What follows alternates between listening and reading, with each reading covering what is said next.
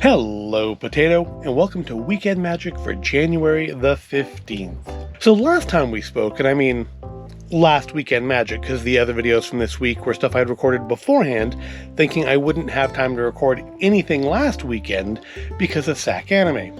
The situation has not much changed. Turns out not going to SAC Anime was the right decision because the test I took on Friday came back positive.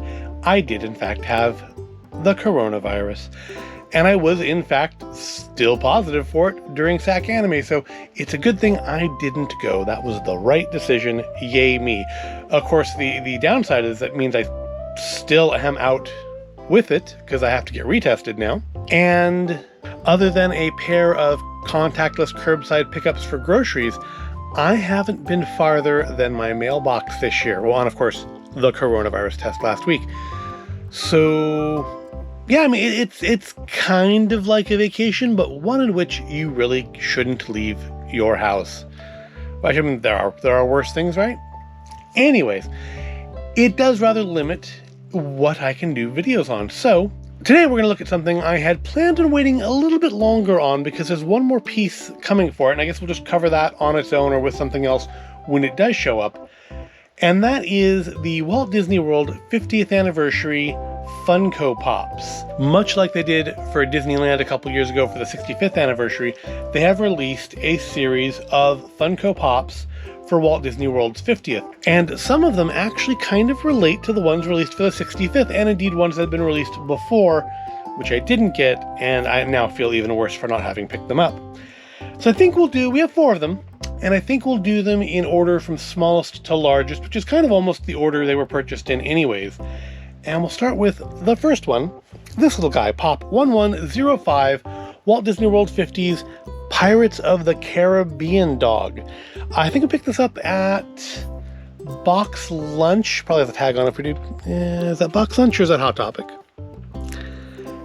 It doesn't say specifically, but I think that's Box Lunch. It was the first one of these I actually saw in the wild. And oh, I just noticed there's like a little mark on the box. I had not noticed that. I wonder if that's something stuck to the inside or if that's actually a mark on the box. I just somehow never noticed. It's not on the outside. Anyways, so they don't show the other Pops in the series on the back, which of course makes trying to collect them all really fun. Unless you want to go and look them up, which of course you can do very easily. And they've chosen to go instead of with that faux aged look the Disneyland 65th Pops had, with a much more, I think ultimately actually kind of pleasant, shiny gold thing for the Walt Disney World 50th. I mean, the faux age ones were interesting and it made them unique, but I think this kind of looks nicer because it doesn't look like it's been sitting in the window in the sun for, 6 months. So let's pop him out of the box, take a closer look at him. So here he is out of the box, the Pirates of the Caribbean dog.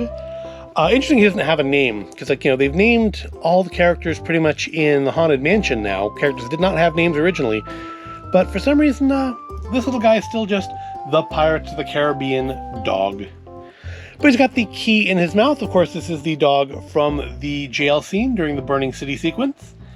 The one that the other pirates are trying to whistle. I'm kind of surprised they didn't do like a diorama thing with like the cell facade and the 3 prisoners in it, or at least like one of the prisoners in it, like the whistling one, and him on the outside, because that would have looked really cute, I think. And this isn't the first Pirates of the Caribbean Pop we have. Of course, we have Red, and we have the Treasure Pirate. So I had to get him when I saw him, even if I hadn't seen any of the others. And he came out like way ahead of the rest of the collection. I probably would have picked him up even if he hadn't been 50th anniversary, just because he is the Pirates of the Caribbean dog, and it's such an iconic character. And on the box, that little mark there, I don't know if you can see it on the camera. There, I know you can see it. Yeah, it's some sort of like scratch inside the box. I don't know how that got there, but it's there, and we will have to deal with it. Anyway, though, his sculpt is quite nice. He's got the key. It's got, of course, the dead black Pop eyes, as you expect. He does not have a stand because he doesn't really need one. He stands quite nicely on his own. And yeah, he is yet another Pop in our very large collection.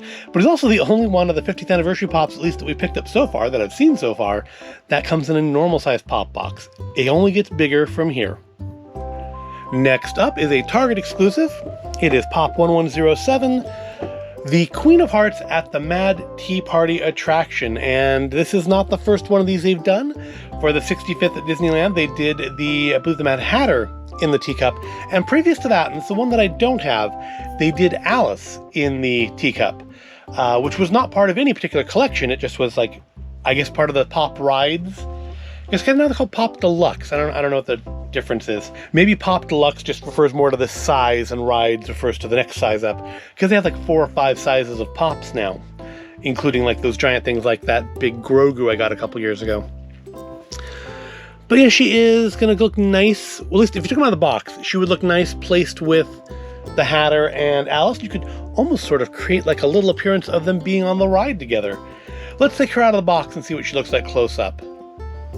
And here she is, the Queen of Hearts, in her little teacup, holding her little heart.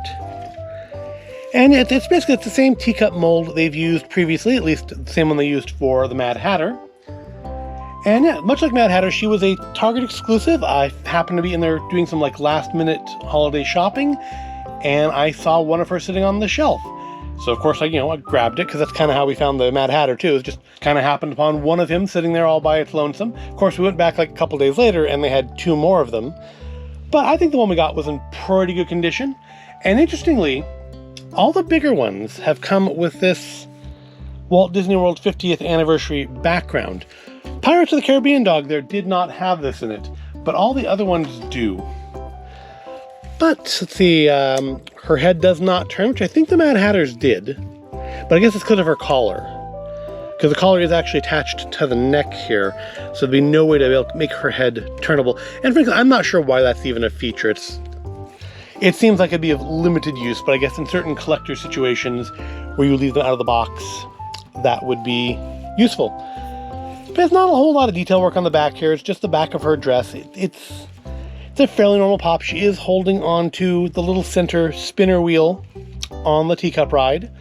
So she's just, she doesn't look like she's having a great time though. She does look a little nonplussed. Perhaps the line was too long, and perhaps she used that genie service to plan out her day, because I've heard that's really not good. Yep, she's very cute. She looked nice in the collection. She's got more little things in her hair there. I don't remember those being in the movie, but I haven't watched the movie in quite some time. Maybe I should do that again while I'm convalescing. Yep, she is now a part of the collection. She does have a little schmutz on the bottom of her dress there, like some glue or something maybe. That's not great, but you can't really see that while it's in the box. And let's face it, that's where she's going to spend the rest of her existence. And now it's back to box lunch for our last 2. We have Pops Rides number 107, Mickey Mouse at Space Mountain. And again, it's got the shiny gold and silver on the outside. And I don't know if you can see too well on the camera, but the background on it's kind of messed up. And again, when I picked it up, it was the only one they had. I don't think we've seen this one in there again. Not that we've been for a couple of weeks. But it is, again, one of the bigger ones. And let's get him out of the box and take a closer look at him. And here we are, Pop Rides 107, Mickey Mouse at Space Mountain, out of the box. Now this is kind of interesting because as where they did a version of the teacup ride for Disneyland, and the one that we're still missing, which is, I believe, Goofy on the Dumbo ride, they did a version of that for Disneyland as well. They didn't do a version of this for Disneyland, and I thought that's kind of interesting.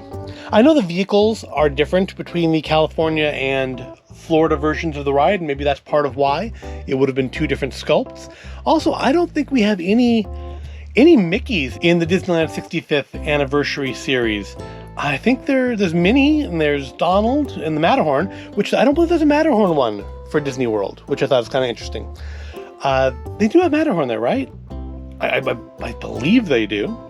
I could be wrong. Anyway, I don't think we have any Mickeys from the Disneyland 65th, because the version of the castle we got was the one that came with Walt, not with Mickey. But it's fairness, it's got the 75, 75 I think is when Space Mountain opened there? Because I don't think it was an opening day attraction, was it? open like 75, and cause I want to say I have those mini park mate things that were admittedly kind of disappointing, that had the Space Mountain vehicles in it. Like one was the California one, was the Florida one. It's a nice little detailed rocket car. I've never been to Florida, so I don't know if this is a particularly good representation of theirs or not. But Mickey's kind of nice, although I kind of think his ears are going to get pretty cold out in space with them sticking out of his helmet like that. They probably should have expanded the helmet around them. Plus, how are you keeping a good airtight seal that way? Which he'll be kind of alone. I guess he is the equivalent of the Matterhorn one. It's a mountain, right? It's a mountain. Space Mountain, Matterhorn Mountain. They're mountains. Because again, I don't think there's a Disney World Matterhorn one, and there wasn't a Disneyland Space Mountain one. So yeah, I guess we could put him next to Donald. It'd sort of look similar. I think they're kind of at the same angle. Again, does his head turn? Nope, his head, it feels like it could if you like forced it, but I don't want to force it. It does seem like the helmet is not attached to the neck. Yeah, it does turn a little bit, just a little. Not a lot of rotation, but there's some, more so than the Queen back there. It's nicely detailed. It does have. Oh, I thought I saw a little something on the. Oh, it does. There's like a little.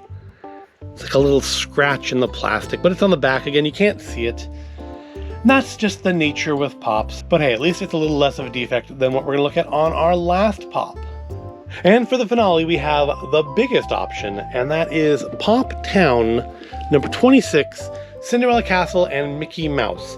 Now, there's actually apparently two versions of this one being made as well, much like with the Disneyland one, where they had the proper Disney castle, the Disneyland castle, with either band leader Mickey or Walt. And we got the Walt version, which was the harder to get one, the one that was only available through Shop Disney. There's also supposed to be one of this where there's an all gold Mickey. And I was kind of thinking of getting that, and then I also kind of thought, well, all gold is kind of tacky. And we happened to see this one in Box Lunch. I think may have actually been on Christmas Eve. We saw this one in Box Lunch, and it was the only one, and so of course we had to go and pick it up. And unfortunately, being the one, and I noticed it at the time, but it was the only one, it does have a little bit of a defect in that the label on the side here was not affixed properly. So it's kind of peeling off. So I think over time, that's going to be an issue. This is going to peel off, but it's already kind of torn there. And we went back a couple days later, like I think day after Christmas, and they had like one or two more of these. Like, kind of wish I had waited and picked one up that didn't have the messed up label. But I had no way of knowing that they would have it. Because let's face it, with these things, they can be very hit or miss. Sometimes they'll be widely available for a long period of time. Sometimes you will see them once, and then every time after that, it'll just be at conventions for 5 times the price. So we picked him up. He has a tag on him, right? He was $32.90. Just for reference, the prices on the other ones, the Space Mountain Mickey was also $32.90. The Mad Hatter one, or the Queen of Hearts one, doesn't have a tag on it because it's from Target, but I think it was like $20 or $25. And then, of course, our Pirates of the Caribbean pup there was $11.90. And 3 of them for Box Lunch. She's a Target exclusive, so she was at Target. So let's pop this one out of the box and take a look at it to finish off this episode. Well, they're a lot smaller when you take them out of the box, aren't they? So here we have it. Mickey Mouse with Cinderella Castle as opposed to Walt Disney with Sleeping Beauty Castle, which came out for the 65th anniversary of Disneyland. And you just have that nice little golden shoes. It's all trimmed out in gold. It would kind of look cool, I think, next to that Lego Disney World, 65th anniversary castle that we have. But I think it's going to go back in the box, even though the box makes it like twice the size that it actually is. But much like with the Disneyland castle, it's nicely detailed all the way around. Got the back of the castle. There's like a shop there, isn't there? I don't know, I've never been to Florida, but it looks like there'd be a shop there. That looks like a shop door. We have all the way around, nicely sculpted. No real defects on this one, which is nice. I guess because the box was defective enough. And then we have Mickey just welcoming you to his magical land. Yep, very nice additions to the collection. We have way too many Pops now. I have no idea where we're going to put these ones. Because when you get to like the rides and the deluxes and the town ones, it just all becomes very large. It becomes very hard to find places to put them all because they're just oddly shaped boxes. At least with the original Pops, the original style Pops, you can just kind of stack them up on top of each other as high as your ceiling will go. They're really nice and stable, and just they don't take up as much space as these bigger guys.